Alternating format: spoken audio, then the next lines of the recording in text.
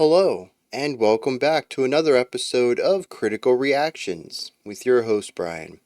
We are going to continue on today exploring another selection for Pride Month. Then we're going to be checking out a band called Machinery of the Human Heart, specifically the track Jesus on the Telephone from the album Surgery. This request came at us from Silent Storm, who gave no context but simply requested the track.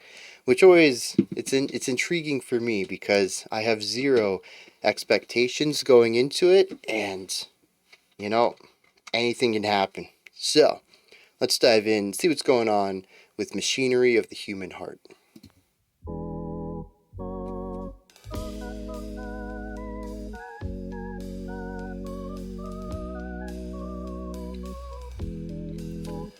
Beautiful little melody there.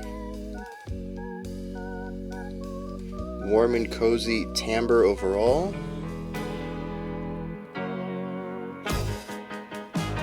Oh, okay.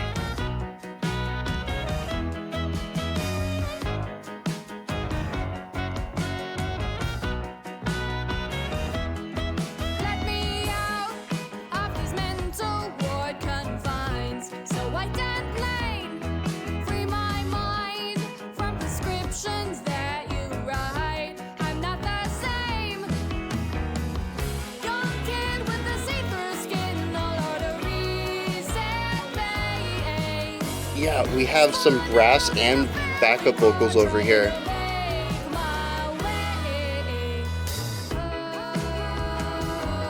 way. Beautiful harmonies. Ready to put me under, 'cause I'm ready to go. The shift, the opening of the mouth on Unda. Doctors told me I spoke to Jesus on the telephone. He said, lace up your shoes and quit playing the blues. I'm gonna take me to a better place, where the sun always shines and the light in your eyes is always tended like a burning flame.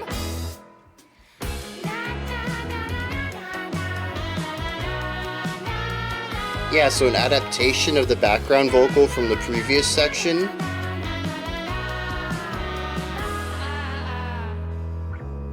Write me up on a list of who was cured and what was slain, like a glove with the blood of who you hurt. I'm thrown away because I'm half gone, don't know what I'm on. My vision blurs and shakes. You don't need a PhD to be the one to break. Are you ready to call my mother and my father, my sister too? So it was interesting, we didn't have the na-na-nas off to the left, but we did have a different vocalization off to the right that time. So I'll lace up my shoes and quit playing the blues. I'm gonna take me to And this is the chorus then. where the sun always shines and the light in your eyes is always tended like a burning flame. Where the sun always shines and the bells never chime, and the undertaker stays away.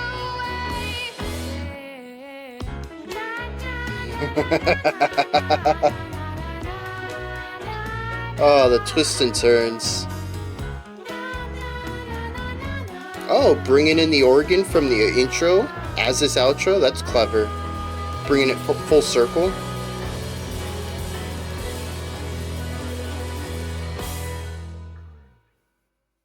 Yeah. Wonderful, catchy little song there.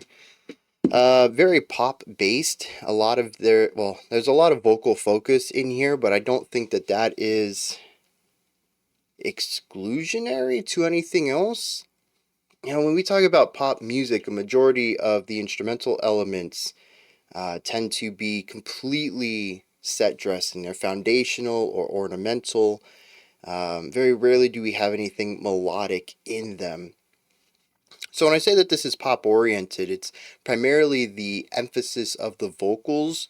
We hear them in probably a good 90% of this. There's very few segments without vocals, but I don't think the reason I call it pop oriented is because it feels like a pop song, but it's not composed like a pop song. And that's because the instruments do things other than foundation, other than just be this floor for the vocalist to sing on top of. And I think that's what I really want to focus on first, even though I think the vocals are supposed to be the highlight and the focus of the track. I'm going to look at everything else before we dive into that. So we kick it off, and we have this beautiful organ sound and melody. I love this part. I think it does a great job of introducing the song, sort of the vibe and feel of it. Granted, we do have a bit of a bait and switch, though, coming off of this more fluid, laid back, heavier sound, also a very warm tone in general. And then, like what, 8 bars into this thing, we flip the script. We have something very bouncy. We have these semi-swung eighth notes in here. A lot of syncopation in the track. We pick up the speed, and we change from that warmer, compressed production into something a bit clearer and brighter and cooler. But I do think that it represents a lot of the sound that we will be exploring, even if we do have this tonal switch. It introduces some of the instrumentation, it introduces an aspect of the genre, and it introduces one of my favorite things, is the concept of flourish, which this song is, it just has so much of. And so coming off right here at the beginning, we have chords on the left hand and we have melody on the right hand. And the melody is very flourishy. We get a couple of key notes, but aside from those, we also get a lot of movement between them.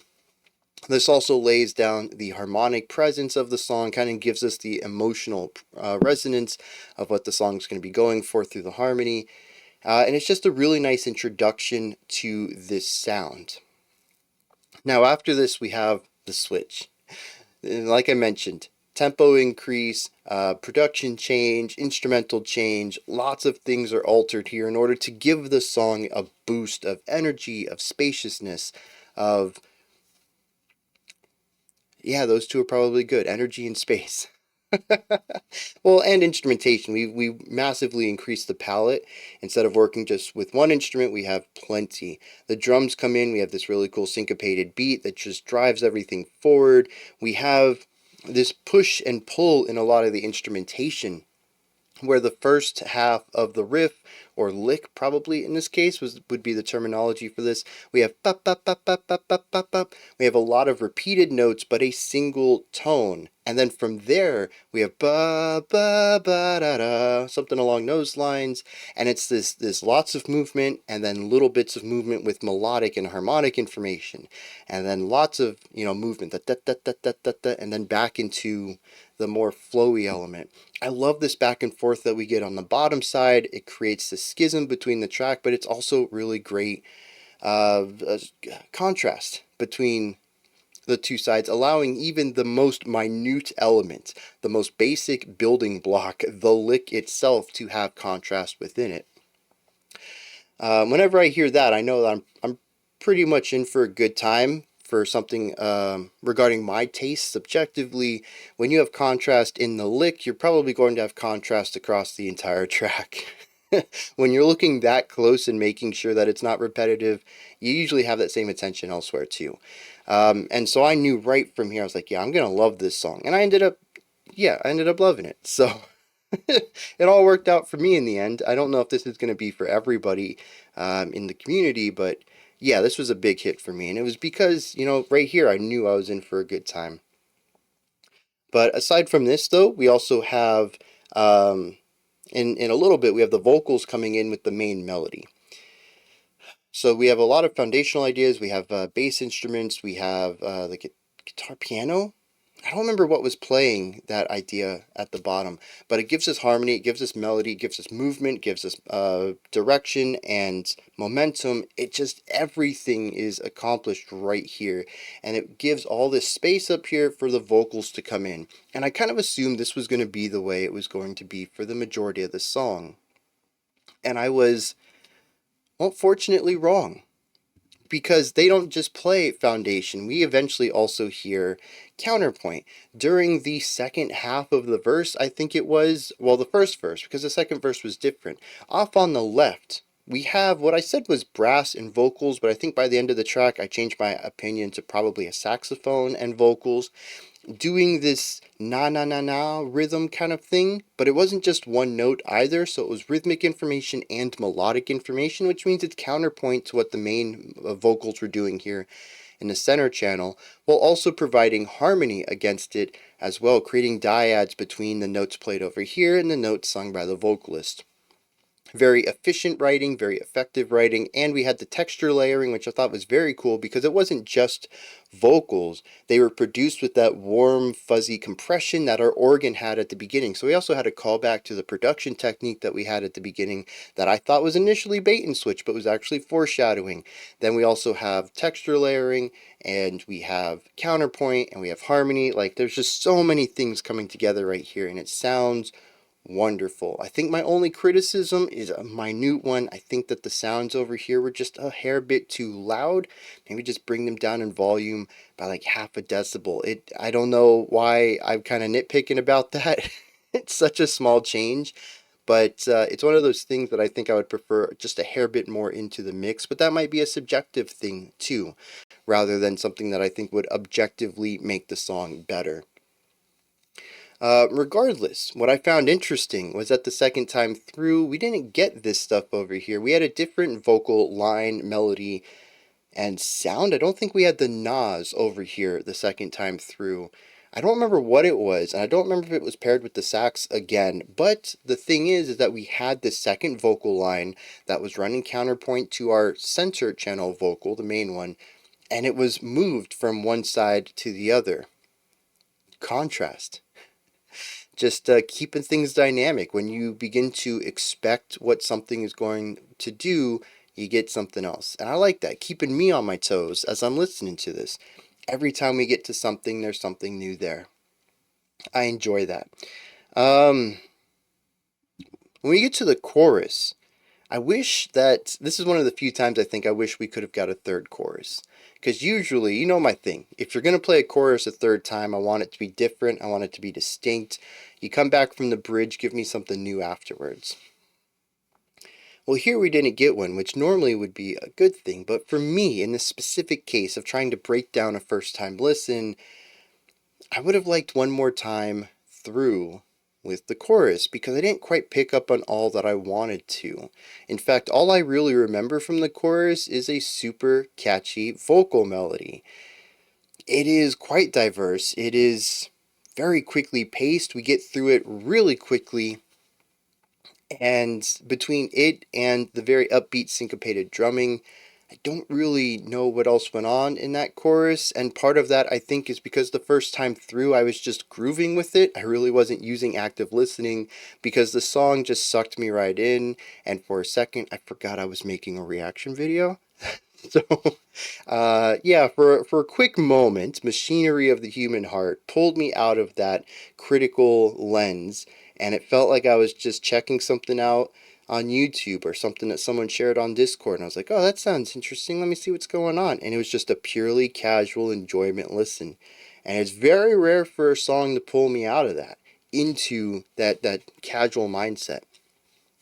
So that's definitely me, that's a skill issue right there. I should have more to talk about on the chorus, but I think just being able to say that the song pulled me out of that analytical perspective into something of pure enjoyment says a lot about what the chorus is achieving. It is fun, but it isn't just standard basic fun. There's something to it that's just everything clicks and works in a way that makes me not want to analyze it. It just wants to be, and I think that's awesome. That's not to say it's simple, though I do remember a bit more complexity, and if there's anything that I can say about the chorus based off of the verse and the bridge later on is that complexity is kind of interwoven into here. A lot of the composition here is a bunch of interlocking parts. And so I'd wager that the chorus also has a bit of interlocking parts to it as well. All right, this takes us to the vocals. I'm not a vocal coach, so I don't know that I have a lot to say about the vocals, but there's quite a few points that stand out to me that I quite enjoyed.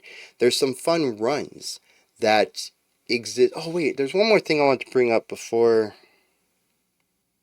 No, I'll just stick with vocals. We're already here. I'll try to remember to bring that up. It's a small thing, but it was a really neat thing. Anyways, vocals. Yeah, there's some things in the vocal melodies, little runs at the end of melody lines that I don't think were initially written. I don't know if machinery of the human heart write sheet music and then perform it later, or if it's all sort of memorization. You know, you sing a melody this way, you just remember that that's the melody to do it. Muscle memory kind of stuff. But we do hear some of the vocal melodies exist elsewhere in other instruments, and they tend not to have the same runs, if any runs at all, that the vocals do. And so this makes me think that the vocalist has this melody, they sing it, and at the end of it, they just sort of improv these lines. They weren't in the original writing of the melody, so to speak. And I love that. And little things that help the vocal melody feel distinct from the places where it gets called back or repeated or any of this stuff echoed, and allows it to feel distinct, which just creates another layer of dynamic writing in here. But there's also some cool things about vocal delivery and sound production that I think are interesting. I noted one. I think it was the first verse. They sang something like "Pull Me Under" or something like that, and the of "under" ended up being "undar," something like that, and it's a very open sound, and it also pushed the pitch up a little higher than I would have expected the melody to resolve, and it just got super spicy in a positive way. Like it undercut my expectations of where the melody was going in a way that amplified the melody line while also creating these interesting sound inflections within the production of the tone. Very cool. I started to notice more and more of these as I listened to more of the vocals, and I hear a lot of unique sounds coming from the vocalist, and I love it. It doesn't sound like any other vocalist I know of, even within the realm of this sort of uh, I don't know, upbeat, loungy kind of pop stuff, kind of a jazzy edge to it. There's certainly, I think, some theatrical elements to the vocal delivery. I can hear some of this stuff showing up in uh, musical theater. And so I do have a few vocalists who also have theatric displays to their vocal playing or singing that I can relate to some of this vocalist as well, but they also stand apart for me because of these little inflections in places. It's neat. They put their own little twist on things, and it helps them stand out. So again, I'm not a vocal coach. Maybe there's some like really intricate stuff. I'd love to hear a vocal coach break this down. At 19,000 monthly listeners, I'm not thinking that this band's going to come across any of the big vocal coaches, but you know what? I think I might campaign on some of it because I want some vocal breakdown on this vocalist. So yeah, man, I got to do that. Anyways, the last thing I wanted to bring up, kind of in there, right? So the vocal melodies exist in other places too. There's a lot of callbacks in here. We've already spoken about one, the production callback of the na-na-nas off to the left at the back half of the first verse that replicate the organ production, but those na-na-nas also show up later after the verse after the chorus as a post-chorus possibly. It's, I think, the exact same melody line. It's the same pitches, I know that. I don't know if the rhythm is identical, but it is, if nothing else, a callback or a variation on that. Towards the end of the track, though, we also have some callbacks as well, taking the piano organ melody from the intro and placing that in the outro. It's just little callbacks and things like this. It is such good writing. And the thing is, it's easy, right? I wish more people would understand this. I think there might be some elements of, oh, you're just copy pasting, right? Might be some shade. I don't want to do that because it's copy paste. I'd rather write something totally new. But the thing is, man, if you can copy something you wrote earlier and sneak it into a section you write later, it connects the whole thing and it makes it feel deeper and like you planned it. And you don't always have to plan it, but it sounds more intricate and planned. And so you end up being viewed as a better composer, even though all you did was copy paste. It is such an easy little trick. And I wish more people would do. And yes, certainly there are some composers out there, people who write music, and everything is purposefully placed. They write a melody here knowing that they're going to bring it back later, and then they write something later with the purpose of injecting this thing underneath it to layer in this new idea with an older one. But not every composer who does this has all that forethought. They're not all geniuses in the craft. I don't know where this comes from, and honestly, it doesn't matter in this song. The fact that it exists and works as well as it does and connects all these little pieces. There's all these arrows of where things get copied and placed and revisited and echoed back to on this track, that it just feels amazingly connected, as if it's one giant loop of ideas that it's somehow consistently moving forward despite the feeling of being on this endless cycle. It is just wonderful writing, and I absolutely love it. And like I said, it's such an easy trick to do too if you're just going to do the one idea, and I wish more modern bands would do it. But yeah, there's so much of it here that I don't think it's incidental. It's not like, oh, we should try this. It's like all over the place. There's so many callbacks here. And I just wanted to point that out because I don't know who wrote this track. Maybe it was a group effort. Maybe they have a dedicated composer in the group. I don't know. But yeah, it needs highlighting because everything is interconnected on some way or another. And I find that fascinating. Let me hit some lyrics on this and then we're going to wrap this up. Alright, so first of all, I totally forgot about the final 40 seconds of the song, going for that halftime, overly dramatic, stage tune kind of thing going on there. A nice way to revisit some of our earlier melodies at a slower tempo and a more dramatic, heavy, weighty ending that had a lot of finality to it. The whole song is momentous, pointing towards a direction and going towards it. And here at the end, things slow down a bit. We're happy where we are. We don't need to rush to that next moment. Now is actually okay. And part of that bleeds into my lyrical discussion here. So we have somebody who is under doctor care and doesn't wish to be anymore.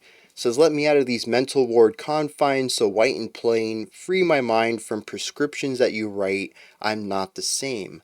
I really like that final set of 3 lines, that they don't feel like they're themselves under the medication the doctor's writing for them.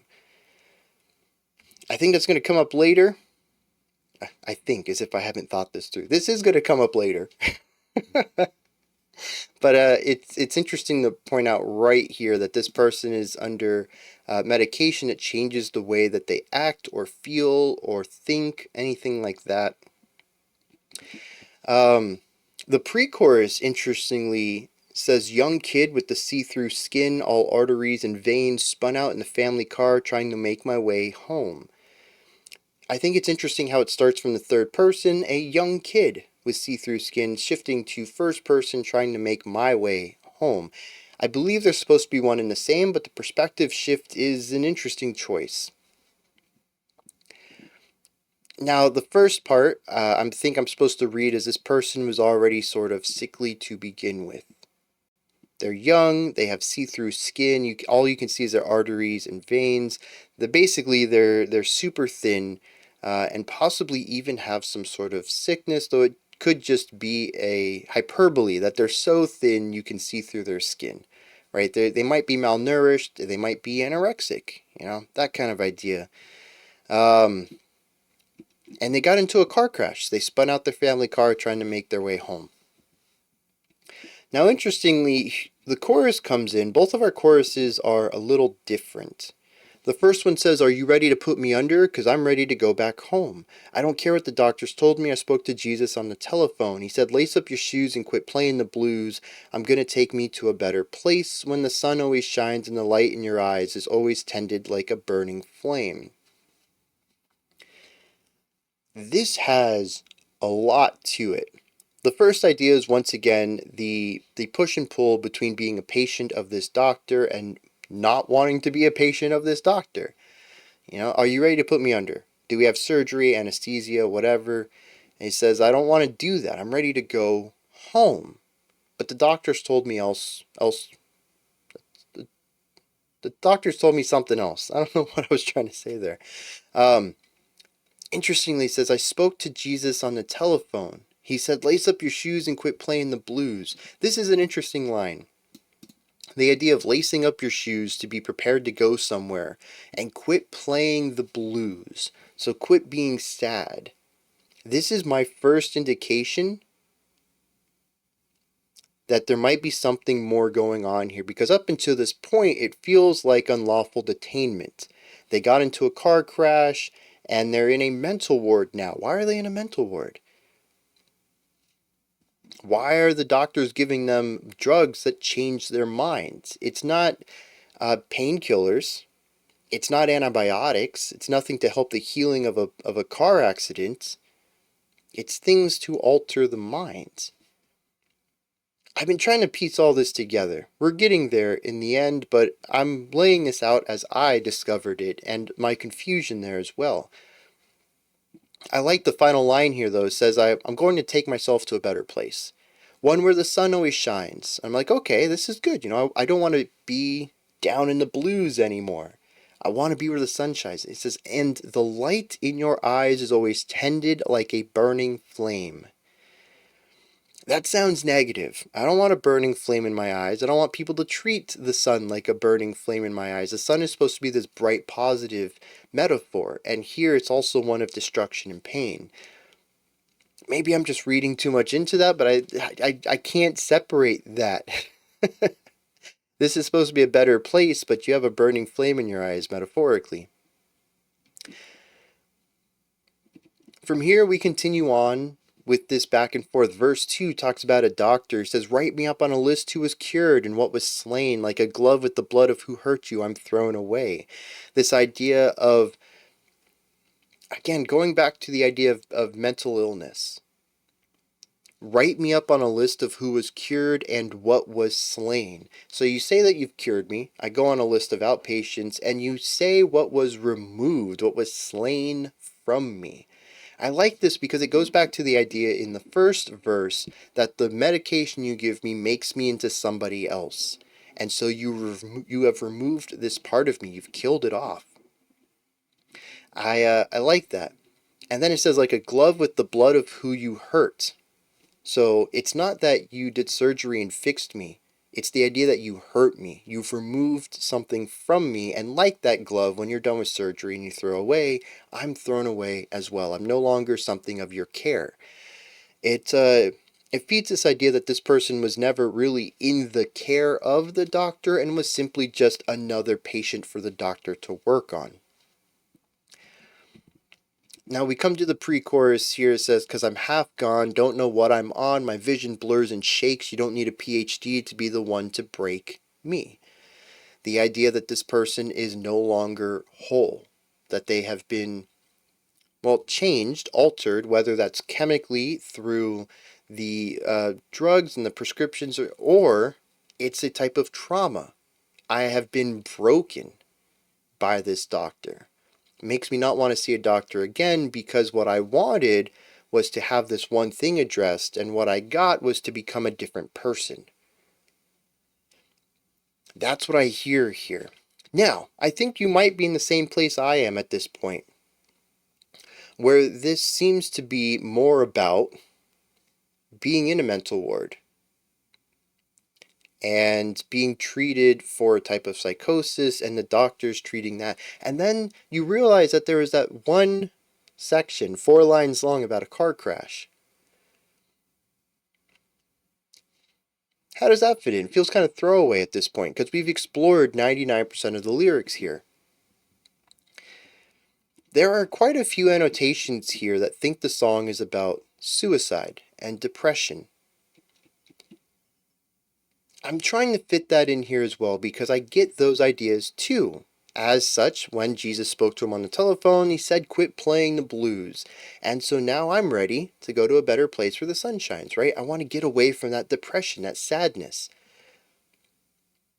But the idea of spinning out in the family car while trying to make my way home doesn't feel like a suicide attempt, and it's the only time we hear anything about what this person does outside of being under the doctor's ward.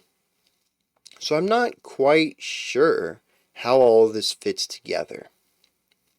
We do have many illusions, though, of going to heaven, such as the second chorus, which changes up the beginning.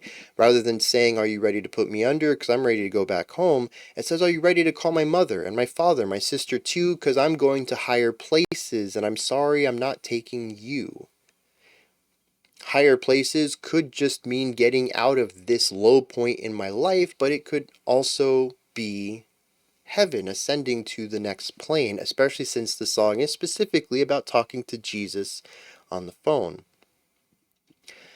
The bridge, I mentioned 99% of the lyrics, says, where the sun always shines and the bells never chime and the undertaker stays away. Yeah, this was where the song reached the halftime, weighty finality. In a sense, the music subverts itself, shifting entirely from this happy, pushing forward, wanting this momentum, to a weightiness, an okay of being where we are at, which almost feels sarcastic to me with these words.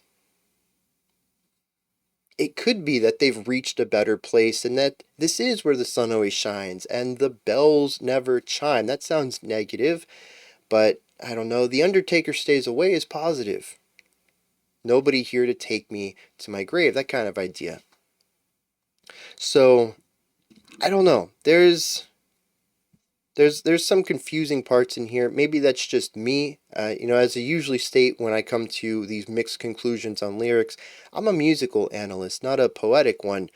So maybe there's some stuff I'm missing in here, but I do get the idea that there is possibly somebody who is put under a doctor's care for mental help, and they don't want that mental help. I don't think that they're necessarily, no. I don't think that they're suicidal, but I think that the car wreck might have been used as an excuse to say they're suicidal, to possibly Baker Act them and put them under doctor's care against their will. Huh.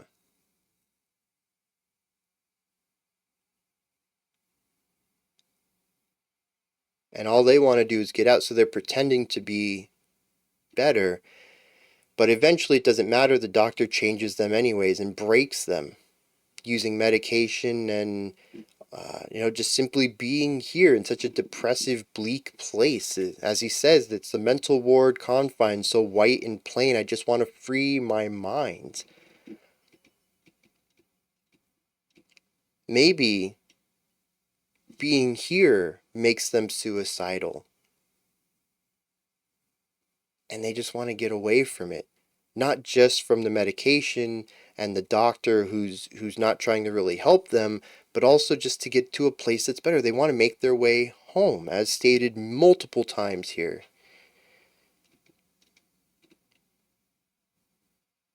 I don't know. The more I think about it, the more it gets unlocked, but I think that's going to be about it for me right here. Those are my thoughts. Jesus on the Telephone by Machinery of the Human Heart. I'm going to be checking out more of this group. I'm glad this got brought to my attention. But what are your thoughts on it? Did you enjoy it? Did anything stand out to you? Anything you'd like to correct me on? Maybe just give me your own thoughts about portions of the song or even the lyrics if you have your own interpretation of it. In the comments section, you can put all that stuff, including your own opinions and perspectives and stuff, above that in the description box. You'll find a link to Linktree. It takes you here. You can find links to my music, ways to support the channel, a link to the Discord server, and so much more. Above that, if you could, like, subscribe, and ring the bell. I greatly appreciate all three of those. That wraps it up for this one. We do have a bonus track next. It is a shortish song. I think it's less than 2 minutes, but it does have sheet music to it, which I thought was pretty cool. And it comes from somebody within the community. They asked me to check it out. And so let's do it. If you're interested in that, that starts at 6 p.m. Eastern Standard Time. If you're watching this live, it's already going if you're watching this live. If you're not watching this live, it's definitely available. Anyways, if not, I'll be back tomorrow, 5 p.m. Eastern Standard Time, 9 p.m. UTC. We're going to check out a whole album.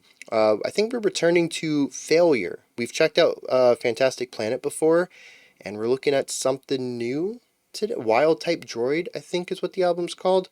Anyways, other than Between the Buried and Me, I think it's only the second time we've checked out a second album from a band on album reviews, so that's pretty cool. And then we have the live stream on Sunday morning at 11 a.m. EST as usual. Until next time, remember to be critical, not cynical, of the music you listen to, and have a fantastic morning, afternoon, or evening whenever you choose to watch my videos.